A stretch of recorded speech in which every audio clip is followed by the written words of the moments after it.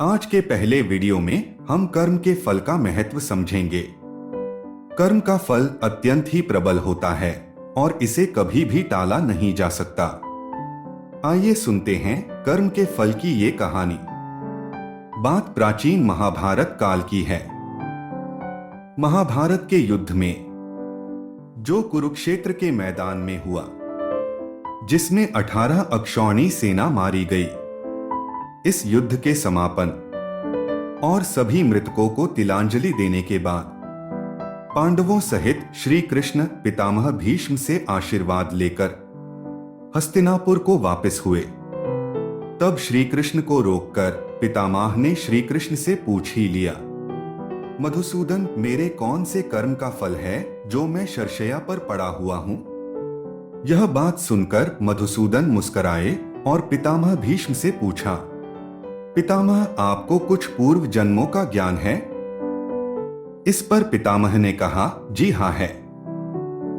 श्री कृष्ण, मुझे अपने 100 पूर्व जन्मों का ज्ञान है। मैंने किसी व्यक्ति का कभी अहित नहीं किया। इस पर श्री कृष्ण मुस्कुराए और बोले, पितामह, आपने ठीक कहा कि आपने कभी किसी को कष्ट नहीं दिया, लेकिन 101वें पूर्व जन्म में आज की तरह आपने तब भी राजवंश में जन्म लिया था और अपने पुण्य कर्मों से बार बार राजवंश में जन्म लेते रहे। 101वें जन्म में जब आप युवराज थे, तब एक बार आप शिकार खेलकर जंगल से निकल रहे थे। तभी आपके घोड़े के अग्रभाग पर एक सर्प एक वृक्ष से नीचे गिरा। आपने अपने बाण से उठाकर उसे पीठ के पीछे फेंक दिया। उस समय वह बेर के पेड़ पर जाकर गिरा और बेर के कांटे उसकी पीठ में धंस गए, क्योंकि वो सर्प पीठ के बल ही जाकर गिरा था। वह सर्प जितना निकलने की कोशिश करता, उतना ही कांटे उसकी पीठ में चुभ जाते।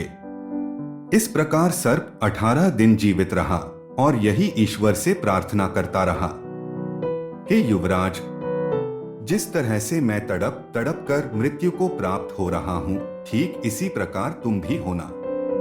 तो हे पितामह भीष्म, तुम्हारे पुण्य कर्मों की वजह से आज तक तुम पर उस सर्प का श्राप लागू नहीं हो पाया।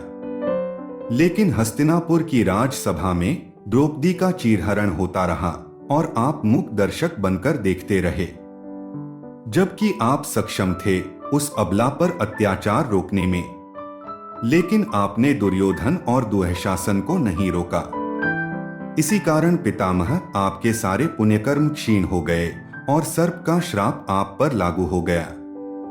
इसलिए पितामह, प्रत्येक मनुष्य को अपने कर्मों का फल कभी न कभी तो भोगना ही पड़ेगा। प्रकृति सर्वोपरि है, इसका न्याय सर्वोपरि और प्रिय है।